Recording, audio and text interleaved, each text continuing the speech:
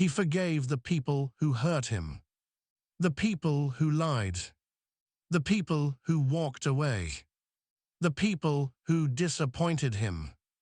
Time had softened those memories. The anger faded. The resentment loosened its grip. And eventually, he found a way to move on. But there was one person he could never forgive.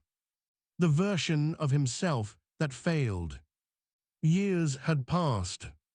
His life had changed. The world had moved forward.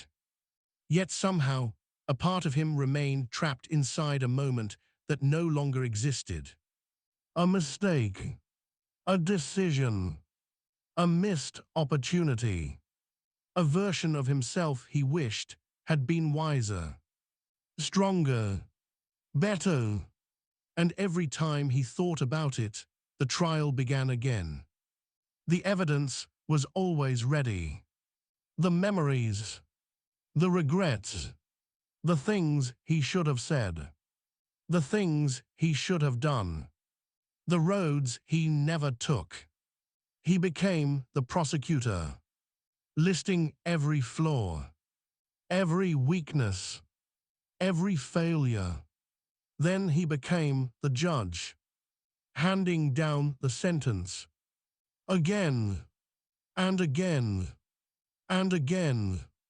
The strange thing was, he would never speak to another human being the way he spoke to himself. When a friend failed, he offered understanding. When a stranger struggled, he offered empathy. When someone else made a mistake, he remembered they were human. But when it came to his own past, mercy disappeared. Compassion vanished. Understanding became impossible. Somewhere along the way, he began believing that self-punishment was a form of accountability. That if he stopped criticizing himself, he might stop growing. That if he forgave himself, he might somehow excuse what happened. So he carried the guilt, the shame, the disappointment, as if suffering long enough could somehow rewrite the past. But the past was never listening. It remained unchanged, while he remained trapped. That is the hidden cost of refusing to forgive yourself. You don't punish the person you used to be. You punish the person you are becoming. Every day spent reliving old failures is a day stolen from the life in front of you. And eventually, he began to notice something. The version of himself he hated most was also the version that taught him the most. The mistakes that embarrassed him created wisdom. The failures he wanted to erase shaped his character. The pain he wished had never happened forced him to grow in ways success never could. For years, he viewed his former self as a criminal, someone deserving punishment. But what if he had been looking at the wrong person? What if that younger version of himself wasn't a criminal? What if he was simply a student? A student who didn't know what he knows now. A student doing the best he could with the understanding he had at the time. A student who stumbled, fell, failed, and learned. Because every lesson seems obvious after you've already learned it. That realization changed everything. For the first time, he stopped asking, "Why did I do that?"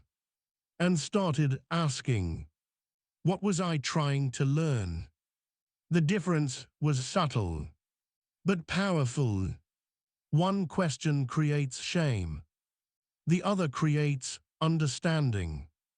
And understanding creates room for grace. Not excuses.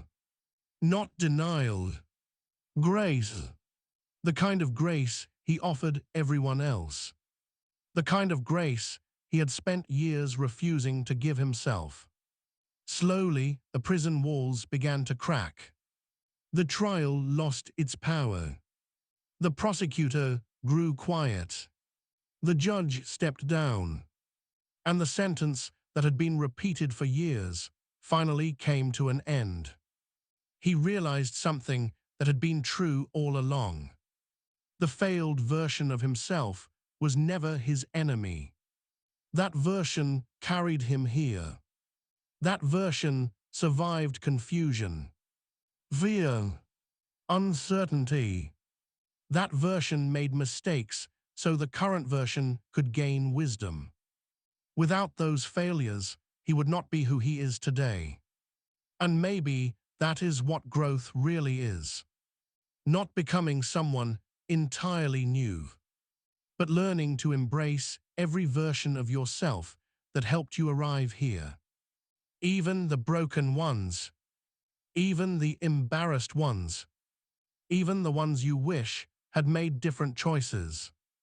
Because healing begins the moment you stop standing in judgment of your own history and start offering yourself the same compassion you have always offered the world. The version of you that failed does not need another sentence. It does not need another punishment. It does not need another year of regret. It needs understanding. It needs forgiveness. It needs to be welcomed home. Because the truth is, you were never meant to carry that trial forever. And the moment you finally lay down the gavel, you may discover something surprising. The person you have been trying hardest to save has been waiting for your forgiveness all along.